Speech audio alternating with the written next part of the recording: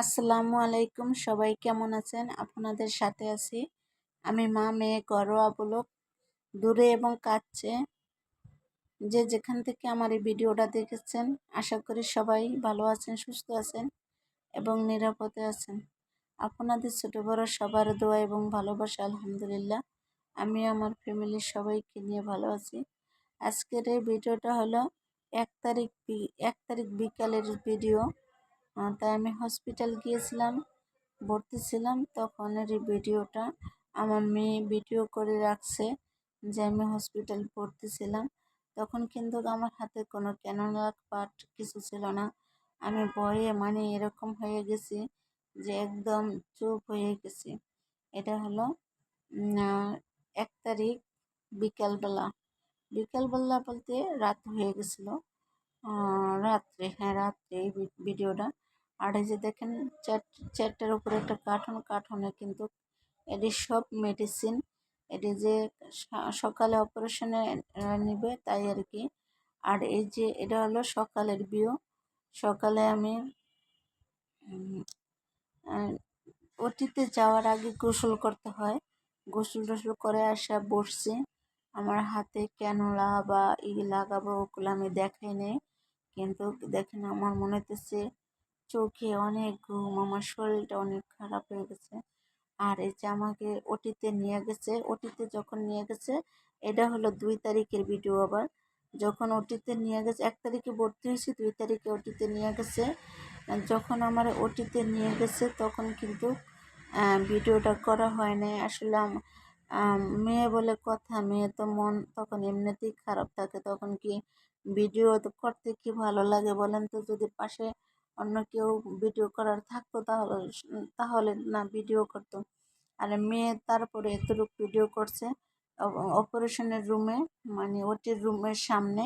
এই যে সবাই দাঁড়িয়ে রয়েছে যে কখন কি ভালো মন্দ খবর আসবে, সবাই সেজন্য টেনশনে ছিল। দেখেন এক এক করে বোনের মেয়ে, ভাইয়ের বউ, মা, সবাই, ভাগ্নি, সবাই ওটির সামনে দাঁড়ায় থাকছে যে আল্লাহ সুস্থ করে যে নিয়ে আসে।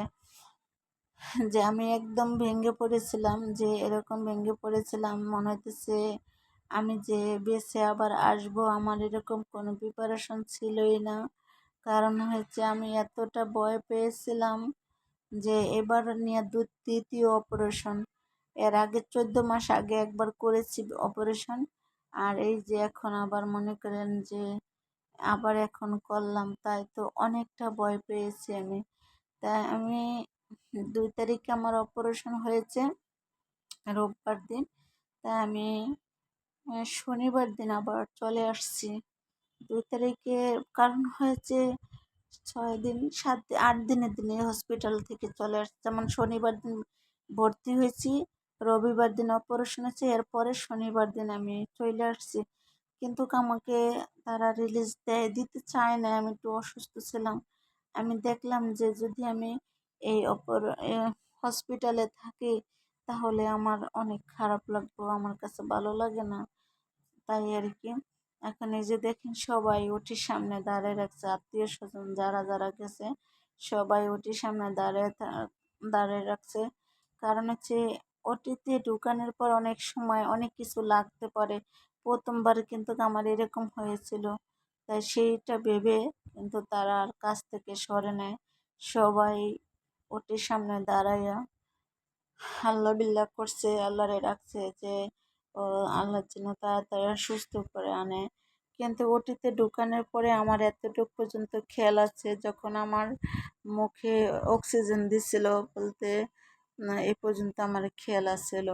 তারপরে ওটি থেকে নিয়ে আসার পরে অবজারভেশনে রাখার পরে এই যে তারা দুপুর হয়ে গেছে, তো তাদের অনেকটা শরীর খারাপ হয়েছে। সকাল থেকে সবাই যে যেখান থেকে আসছে তখন তো খাওয়া দাওয়া করে আসে নাই, সবাই দেখা গেছে না খেয়ে রয়েছিল। তাই দুপুর আমারে 9টা বাজে ওটিতে ঢুকেছে, 10টা 11টা 11:30 বাজে ওটি থেকে বের করছে। তারপরে আমারে অবজারভেশনে রাখার পরে কি করছে, তারা আবার বাহির থেকে খাবার নিয়ে আসছে। বিরিয়ানির প্যাকেট নিয়ে আসছে। আসলে যে রুগী সে তো রুগী, যারা আছে তারা তো খেয়ে বাঁচতে হবে, তাই না? তাদের জন্য আবার এই যে বিরিয়ানি নিয়ে আসা হয়েছে, তাদের তো অনেক খিদা, মানে সবাই অনেক টেনশনে ছিল। টেনশন টেনশনে মানে অনেকটা খিদা লেগে গেছে। তাই এখন দেখেন সবাই যে বিরিয়ানি খাইতেছে, এক এক করে সবাই বিরিয়ানি খাইতেছে। তা আল্লাহর রহমতে আপনাদের সবার দোয়া এবং ভালোবাসা আলহামদুলিল্লাহ আমি মোটামুটি সুস্থ আছি। যেহেতু আমি কথা টথা ভালো করেই বলতে পারি, তারপরে মাঝে মাঝে মানে কথাটা কেমন জানি হয়ে যায়, কারণ মানে মাথার ভিতরে চক্কর মারে, চোখ টোক অন্ধকার হয়ে যায়, ভালো লাগে না। আর সবচেয়ে মূলত যে ভালো মন্দ খাবার খামো, এই খাবারটা আমার অনেক করে খাইতে হয়, ডায়াবেটিস অনেক বেশি। এখন আমি ইনসুলিন দিতে আছি তো ডায়াবেটিসের জন্য, তাই সেই জন্য আর কি এই আমার একটু কষ্ট হয়ে যায় খাবার দাবার। তাই সব কিছু আমি বাচ্চা খাইতেছি টাইম টু টাইম।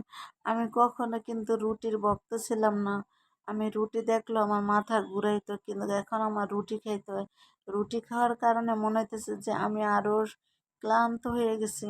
ডায়াবেটিস কমবো কি তার থেকে বেশি ক্লান্ত হয়ে গেছি রুটি খেয়ে। রুটি খেয়ে এই যে আমার বাঘনিটা হলো আমার বাঘনি। আর এই যে তারপরের দিন আবার রবির সোমবার দিন আবার আমার ছোট খালায় ভাত, মাছ, ডাল, মাংস সব কিছু রান্না করে নিয়ে আসছে। যারা হসপিটাল আছে তাদের তো খেতে হয়, তাই না? তাদের জন্য আবার এই আমার ছোট খালা এটি সব কিছু নিয়ে আসছে।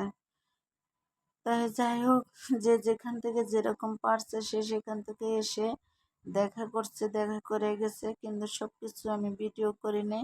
আমি তো আর ভিডিও করতে পারি নাই, ভিডিও করছে আমার মেয়ে।